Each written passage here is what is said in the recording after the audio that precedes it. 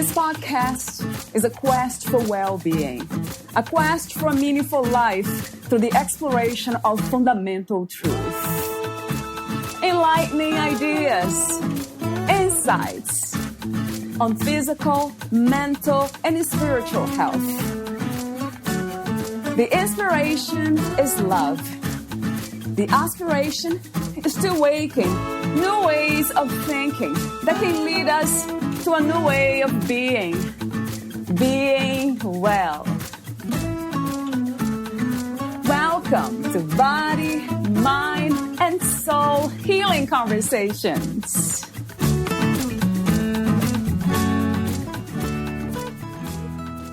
It only takes one small shift in awareness to create a big healing change. What we think, how we feel, and what we do have significant impact on our immunity and whole health. It is the small things we do consistently that have the greatest impact on our life. What we value directly affects how we move and take care of our bodies. Therefore, the first area of foundational exploration is our personal thought processes, and then how that translates into physical action. We will peer into ourselves to get clarity on what we want and need, observing our habitual patterns and then applying new, helpful ones based on science and yogic sense. Clarity on what is needed, as well as where the challenges lie, are key for this successful journey. Clarity on what you want to cultivate and what you need to clear creates a synergy with positive results. Valeria Teles interviews Melanie Salvatore August, the author of Yoga to Support Immunity, Mind, Body, Breathing Guide to Whole Heal. Former comedy writer, veteran yoga and meditation teacher trainer, Reiki master, mama of 3, and also author of Fierce Kindness, Be a Positive Force for Change. Kitchen yoga, simple home practices to transform mind, body, and life. Born in Pittsburgh, Pennsylvania, of an Italian-American family, her voice is warm, inclusive, practical, and filled with joy for life. With her early years as a classically trained actor, comedy and theater writer-producer, and teacher, she creates offerings that cultivate joy, personal growth, and freedom, elevating everyday challenges, humor, and spirit into one. She is the founder of the Fierce Kindness organization, Mel Well Classroom, and you can join Mel daily on the acclaimed Yoga Works at-home platform. Meet Melanie at MelanieSalvatoreAugust.com. Here's the interview with Melanie Salvatore August.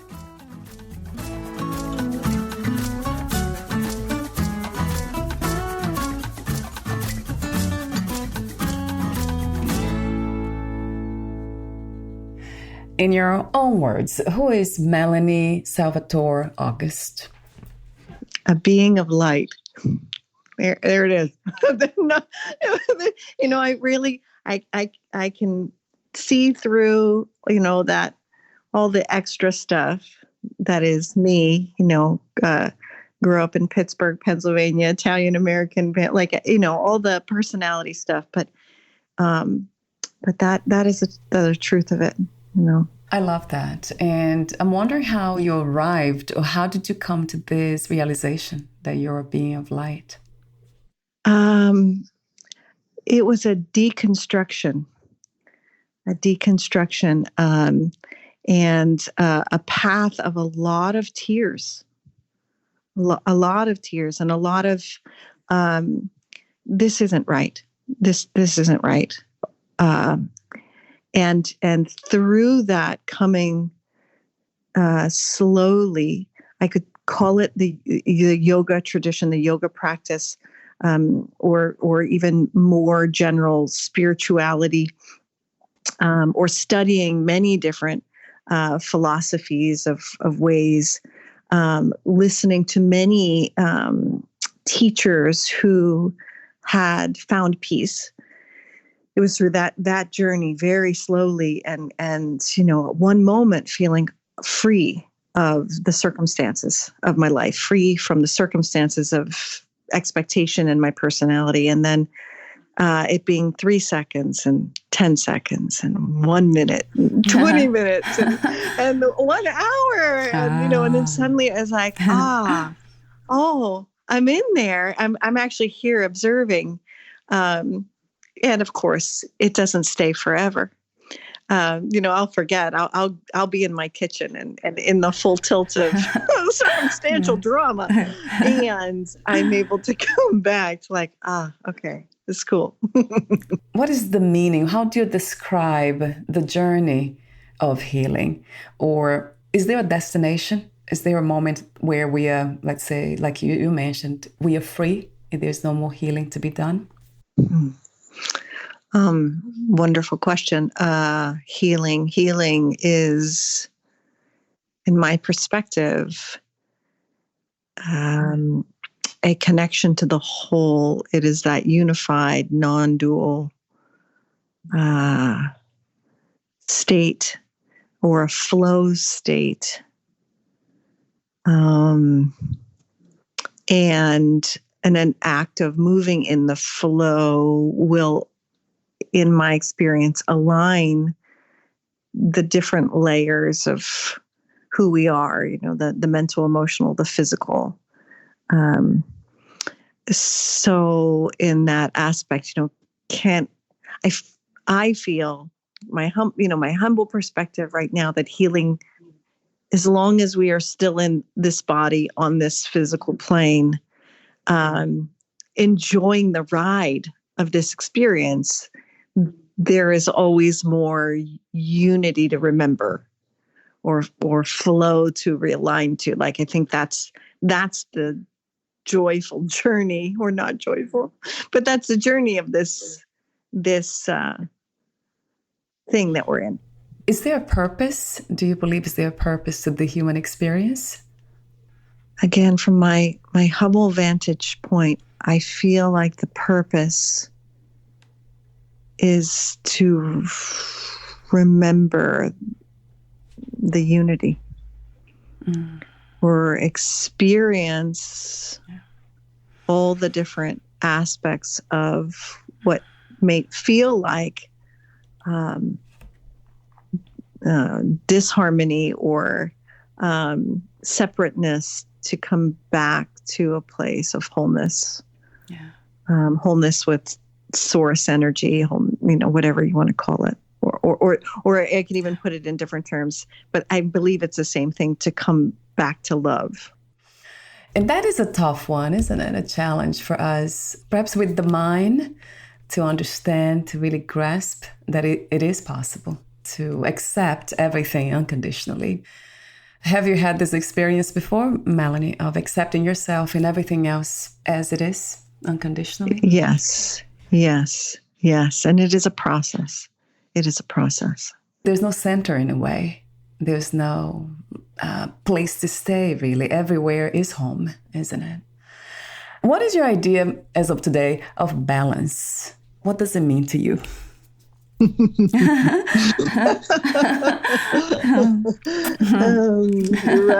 Right. As of today, as of this moment, I often think of this analogy, and before I even had real words to express myself. So as a much younger person, I think of this awareness coming like even before my teenage years, so early, was that I walked in two planes at once, or in two worlds. That I would have one foot in a physical present reality that seemed like everybody agreed upon. And then I had my other foot into I'll call it spirit, or a non-physical reality that I was also very, very in there and very present in. And then there came a time where I was mostly 99% in the physical world and felt a lot less connection to the non-physical world. And I was in a lot of pain, a lot of pain, feeling disconnected from such a big sense. So in a roundabout way, this answer for balance is really balancing those two spaces.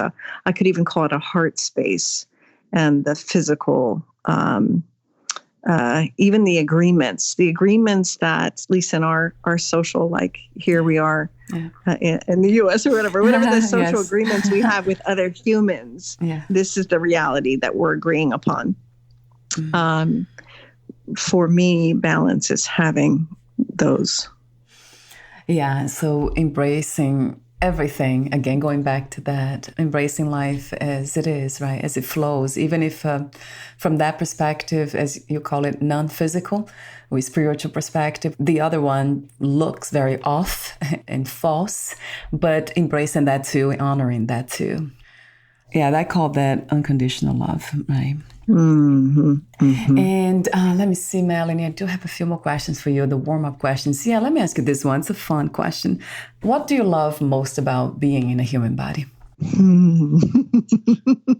Eating. Oh, eating. Oh my God, my husband would love that answer. That's his answer. I love eating. Right. And I love seeing like the light in the sky and the trees and the, but I like smelling too. Right. When touch is nice as well. I think probably all the senses. Yeah, exploring them. That's funny when you said eating. I'm like, oh, my husband, that's because he always says that. So my last warm-up question for you is freedom or liberation. What is your idea of liberation? And maybe I can use even another word that's out there, enlightenment. I know we talked about a being of light, but I wanted to ask you this specific question about freedom. What does it look like to you?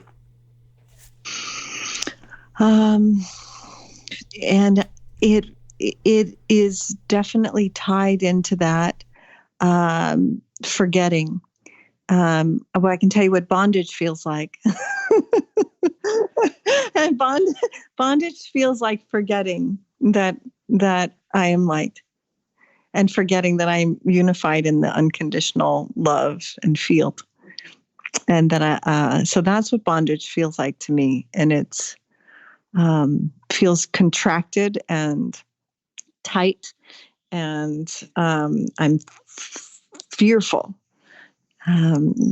Freedom feels to me like expansive.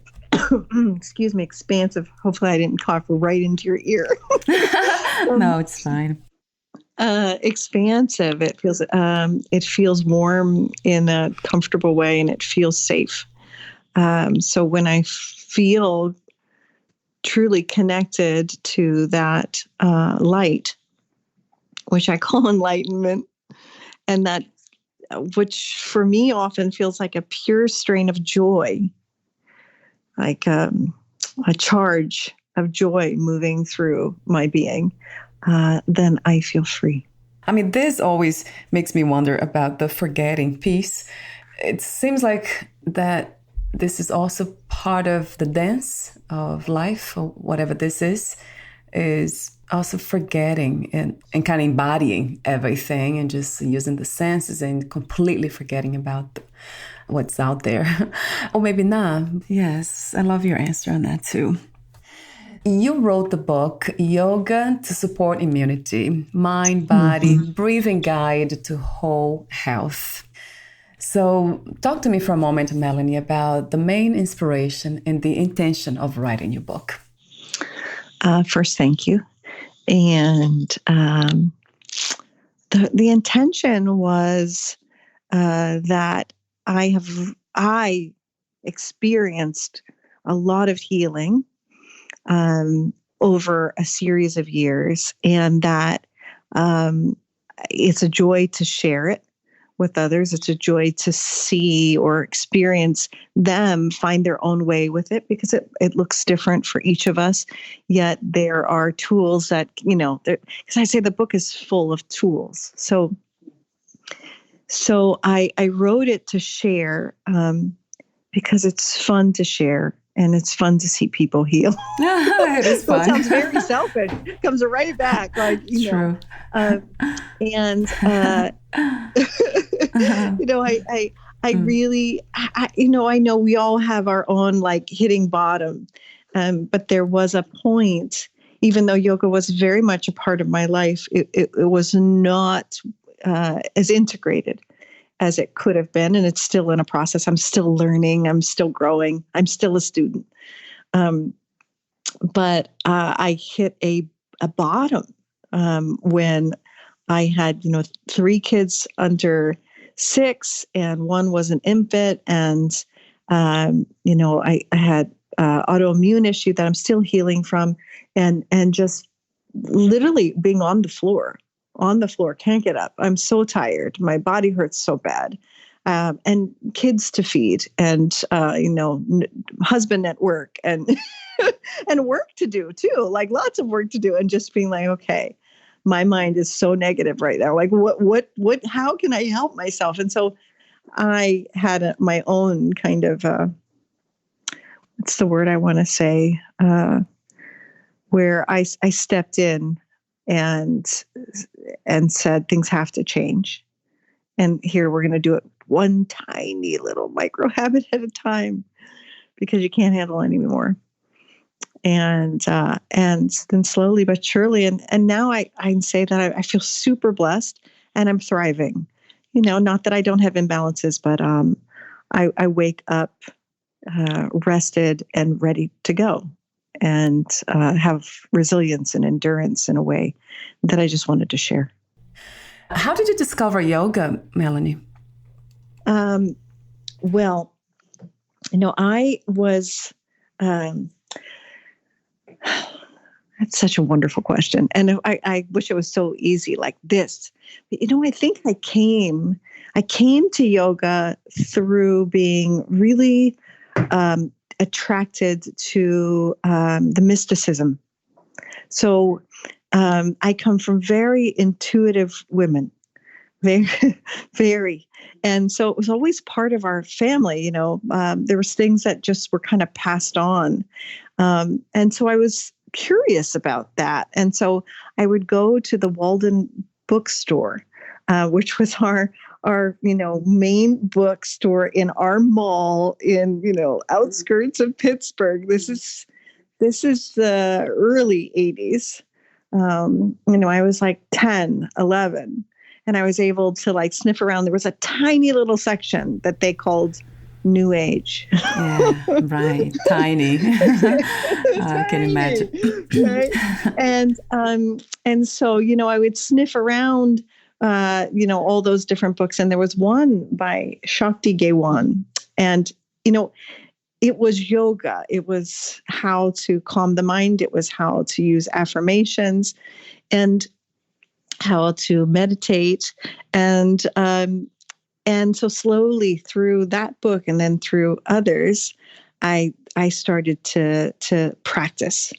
The physical postures didn't come until in my 20s, but the philosophy, the understanding, without it being named yoga, came much earlier. So your book is filled with, which I call it, and you have called too in your book, healing practices. That's what it is. Lots of them. Thank you again for doing that, taking the time to do research and just putting yourself into it, like openly, and giving yourself to others, being generous. It's a very generous work. You say, yoga is a way of living, a guiding sense of loving wholeness that directs my thoughts, actions, and my days into joyful presence. I love that, joyful presence. That's what you have. That's what you are now. So the connection between yoga, resilience, and immunity. Talk to me about that. How do we learn to understand the integration of those 3 components? That's a great question. I think of just kind of, and I know it's been used in many different areas, non-spiritual. We're stronger together. We're stronger together. We're stronger together. And I feel like our whole being is stronger together. So those layers, when our mind is in harmony and our emotions are in harmony with our breath and our body, and that is in alignment with our essential nature, what we truly want on a consciousness heart level, we're we're just more resilient. We're all together back to back, right? We're all immersed. And so I feel like it's the same way here in this, which sometimes may feel more unclear. Like, we ask ourselves, who am I? Or, we think, well, I'm my body. Well, that's just one aspect of us that is kind of like the final manifestation, if we can say final. Lack of better words, the most artificial or superficial, not artificial, but superficial layer, though it's so important. The body hurts. It's very hard to connect into that other layer. So it's all interdependent and independent and connected. So I want to bring those independences together and bring them together in that wholeness, which is yoga, right? Which is that unified in harmony. All the parts, we're yoked together. I love the way you say that. Yeah, the whole being is stronger together. Yes, of course, it makes so much sense. I wonder when the disconnection happens or the imbalances happen, is that something that we're choosing consciously, Melanie, or just it's life being life and it happens? We just need to be somehow prepared to bring them back into balance. Oh, it's such a good question. I feel like we innocently choose. I feel like we very innocently choose, maybe when we're around 2, we're around 18 months, we very innocently think, oh, gosh, this connection I have or this desire I have doesn't fit with the rest of the system.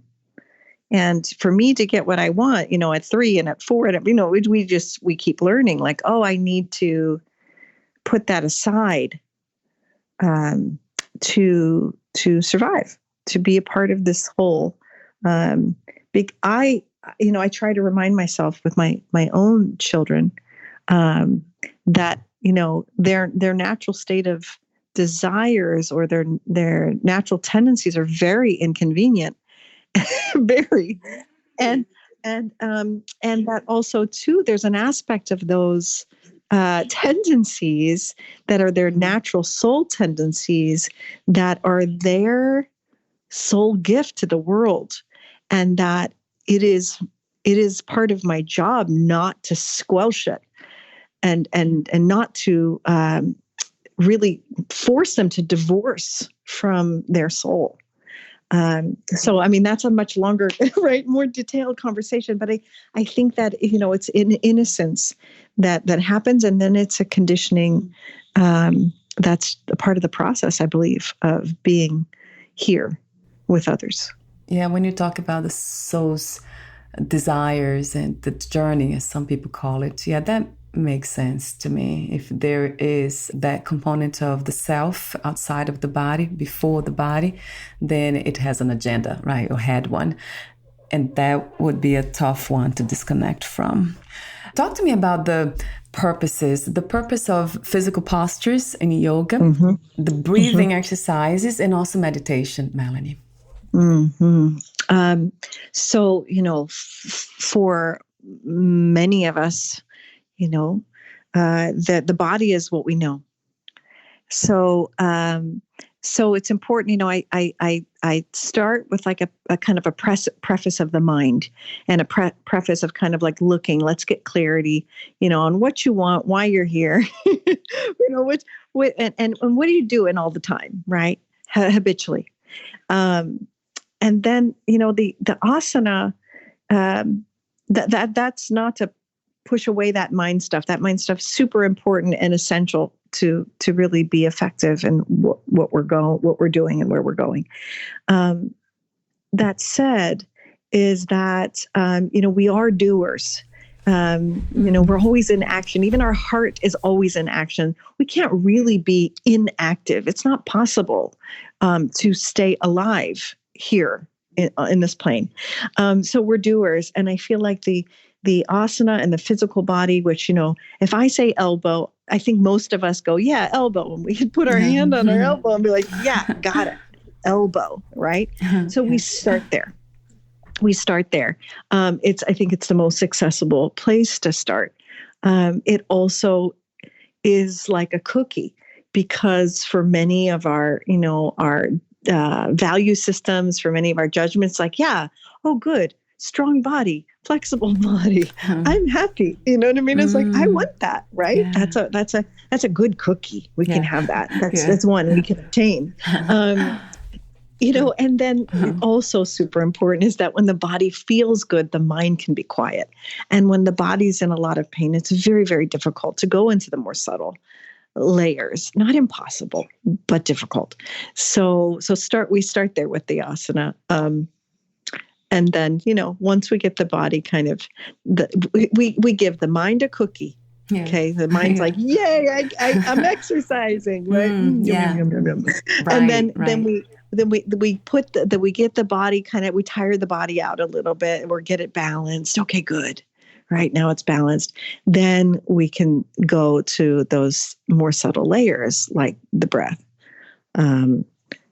which shifts our nervous system. So now we're working at a little more in-depth layer, a little more difficult to access, generally, and through the nervous system, then moving our subtle prana, that subtle light that moves through the circuitry of our physical body, and then from there, and then that the being quiet, what's like tuning.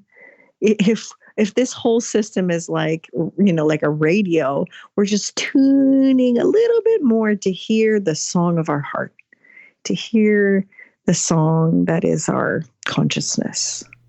I would like to know your perspective about yoga becoming this exercise practice. For most of us, it has been advertised in such a way too. How do you feel about that, Melanie? Sure. I think it's great. Yeah, why not, right? Well, because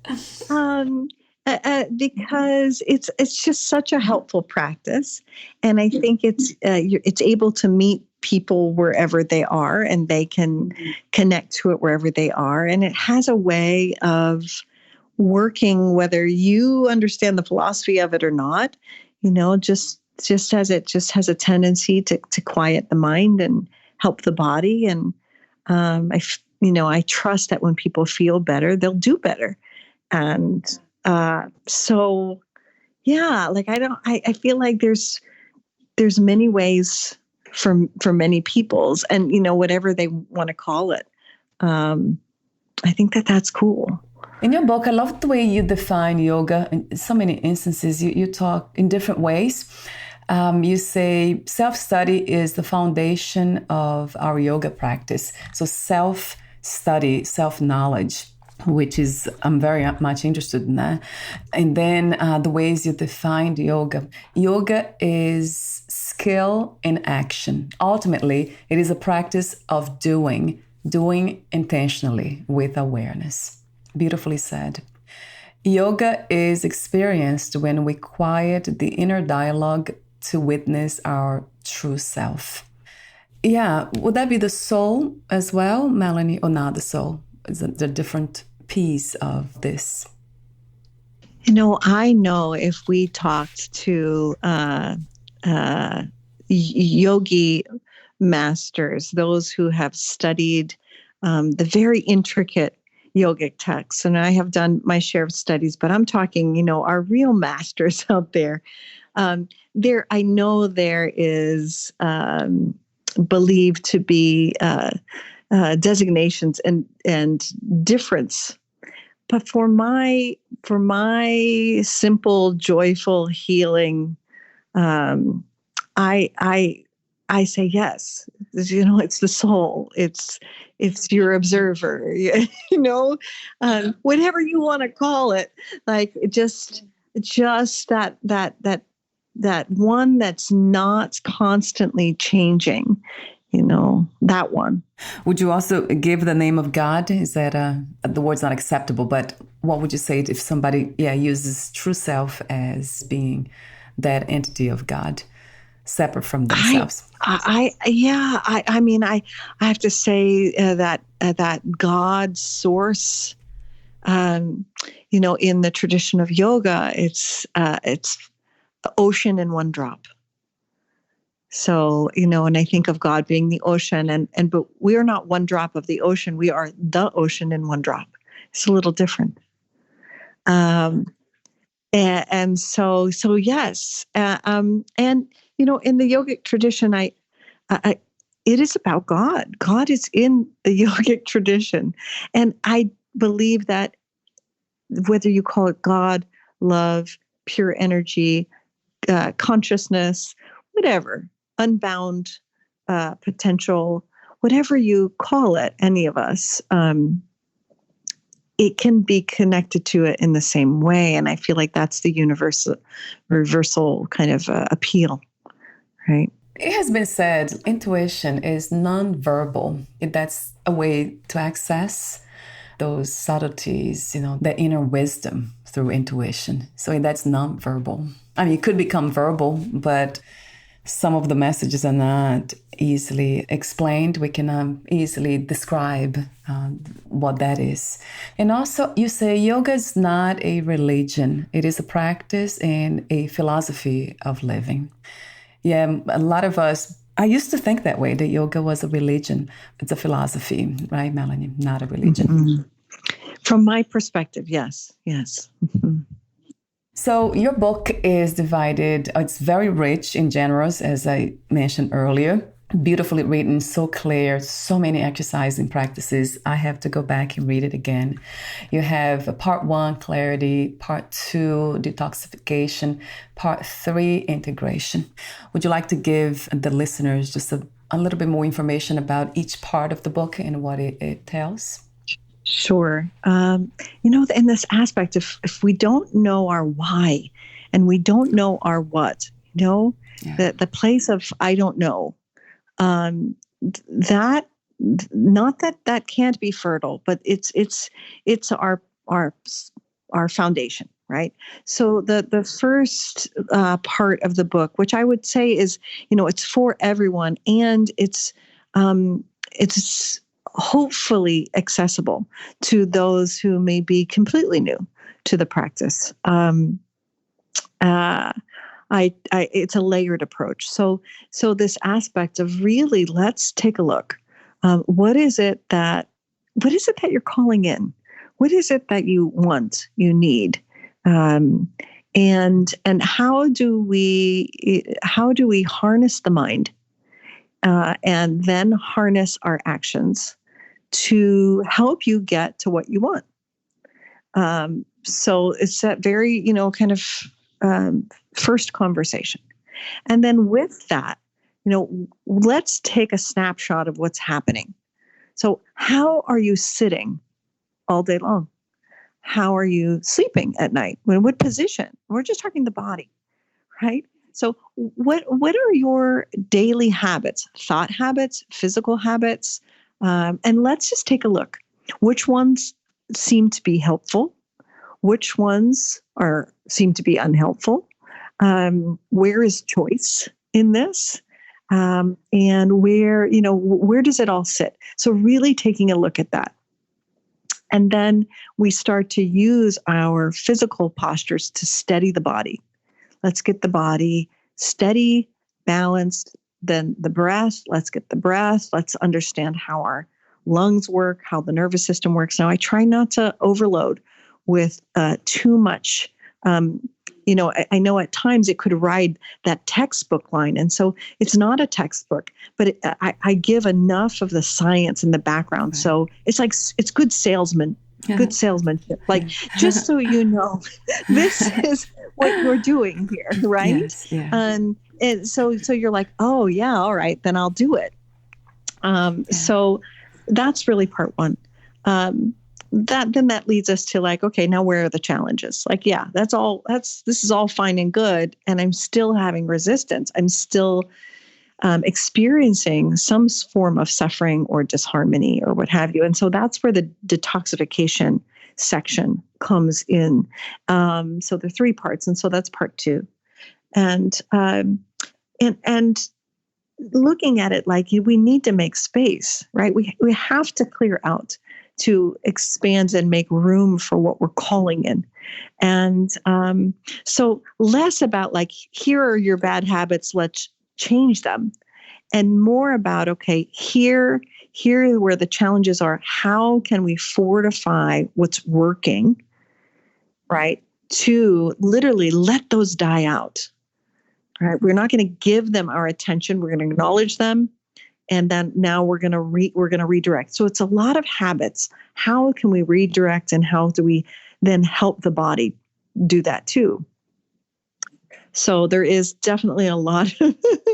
I laugh because it's like, there's poses on defecation, right? This is about moving it. We got to get this out of the way. We got to clean out the body, right?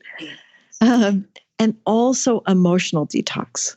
The vibration and sounds that we can use with our pranayama and our mudras and our kriyas. I put kriyas, a lot of kriyas in the book, which are cleansing techniques. So it's like, how do we get what's out that's sitting underneath the surface and clear it?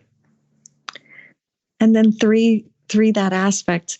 3 is a little more complex. I would say to my healer friends, my yoga teacher friends, right? It's good for everybody, And that part 3 is, it starts to become really where you're weaving multiple strands together, and hopefully they're coming together for you, where there is that aspect of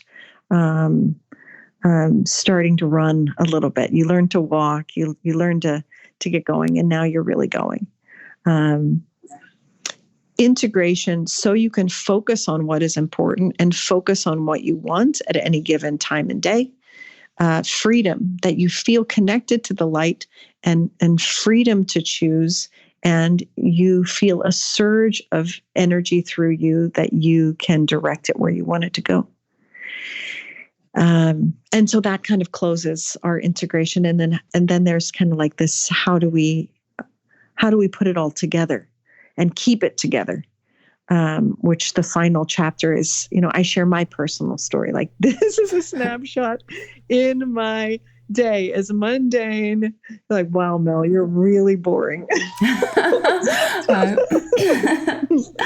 and so that's the book. Like, how to, and now go get her done.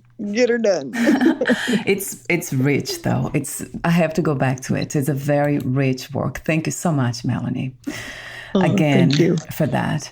You also include in your book how to prepare to engage in yoga practices, which is interesting. And so talk to me for a moment, the reason why this is important.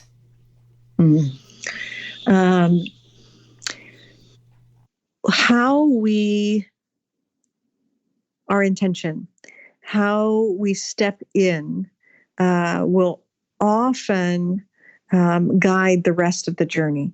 Not always, right?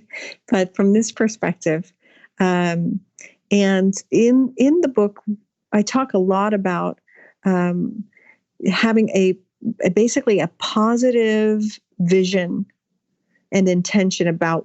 So every tool starts with, connecting to your intention, and I give you some help on how to bring that into a visual. Bring that into how that feels in the body, and also how to use words for it.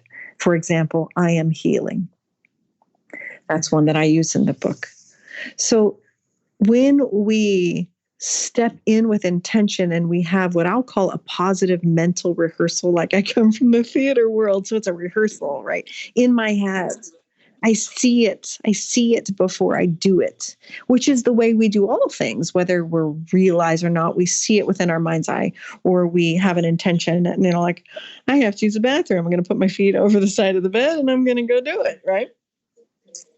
So it's really kind of breaking that down, and that process of thinking and then doing with finesse. So it's also for the aspect of building a habit.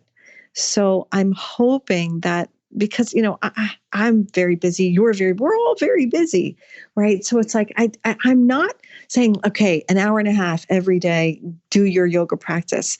I'm saying, what are you already doing? What is an automatic habit that you already have? For example, I always get out of the bed and I always go to the bathroom. I mean, not very glamorous, right? And then from the bathroom, I go to the kitchen. It's clockwork every day. I don't think about it. I just do it. My body is on autopilot. It's within these moments, there are rich opportunities for us to then do our practice. And then that practice become autopilot in a way, in a wonderful way. Us very awake and present with our intention, but not something that it's heavy lifting to do. And we're almost at the end. I do have a few more questions for you, the ending questions. Would you like to add anything or read a passage in your book? The only thing that first, thank you. Thank you for the work that you do, and thank you for sharing with your friends. And I consider your friends my friends, all our friends, right? We're friends, whether we've met or not, we're friends. I'm rooting for you. I just would love to take a moment and help all of our friends breathe deeply into their belly, which I call a full, complete breath. So it's a one tool that I hope that, I always, in the book, I ask people to go teach somebody else. Because it'll help you and it'll help them. And it has a ripple effect. So, if you don't mind, is it okay if I do that? Okay.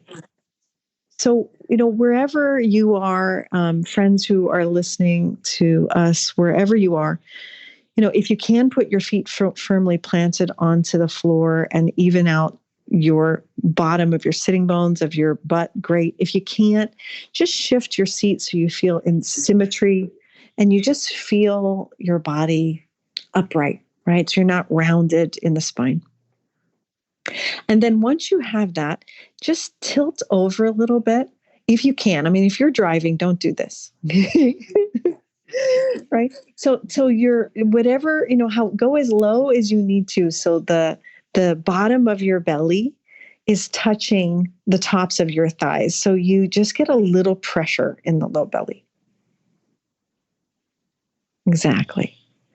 And then direct the breath through your nose. So when we breathe through the nostrils, we begin to cultivate nitric oxide, which is a very helpful chemical reaction that happens in the body that helps open up all the passageways. So we're going to help expand the lungs. We're also going to move blood more efficiently. So it's pretty magical.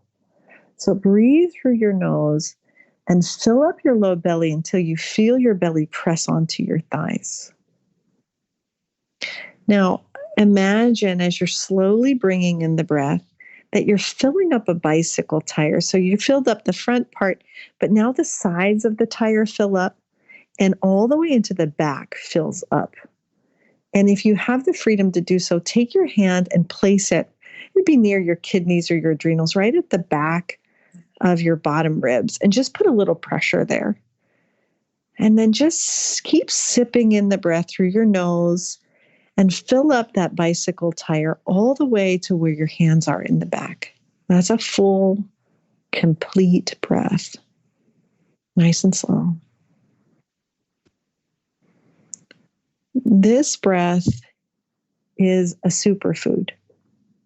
This breath will help open up the back of the lungs.